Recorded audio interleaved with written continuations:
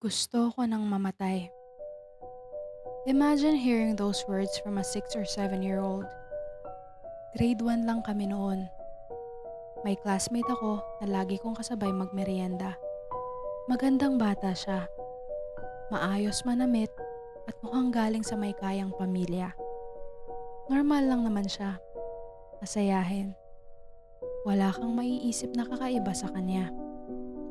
Pero isang araw, habang nagmemerienda kami, bigla siyang umiyak.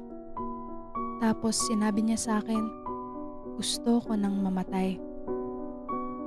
Grade 1, 6 or 7 years old.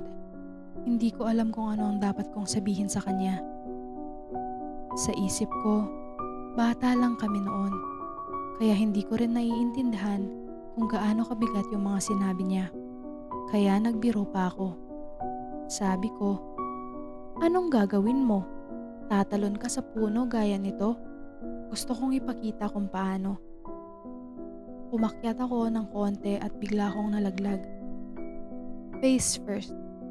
Literal na nakakain ako ng grass at lupa noon.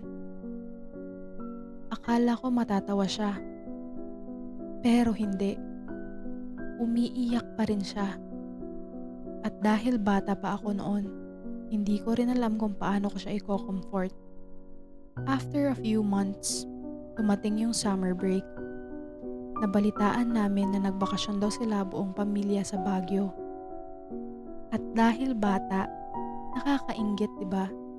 Kasi parang ang saya-saya nila. Buong pamilya, may bakasyon, nakakapunta sa Baguio. Wala akong dahilan para isipin na may masamang mangyayari. Pero bago pa siya makabalik sa school, may narinig kaming balita. Patay na raw siya. Hindi lang siya, buong pamilya niya. Ayon sa mga narinig namin noon, pinatay umano sila ng tatay niya bago nito tinapos ang sariling buhay.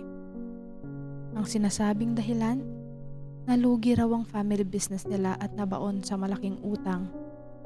Hindi ko alam kung ano ang buong kwento. Ang alam ko lang, yung classmate kong lagi kong kasabay magmerienda. Yung batang nakikita ko araw-araw. Bigla na lang hindi bumalik sa school. At yung isang sentence na sinabi niya sa akin noong grade 1, gusto ko nang mamatay. For years naaalala ko yon. At minsan, naiisip ko, may alam ba siya noon na hindi namin alam? Nakikita ba niya yung mama at papa niya na nag-aaway? O isa lang talaga yung iyak ng isang batang dumadaan sa problema na hindi kayang intindihin ng ibang bata? Hindi ko na malalaman. Pero hanggang ngayon, hindi ko makalimutan yung batang yon. Kasi minsan, may mga salitang sinasabi ang isang bata na akala natin simpleng salita lang. Pero hindi natin alam kung gaano kabigat pala ang mundong dala niya.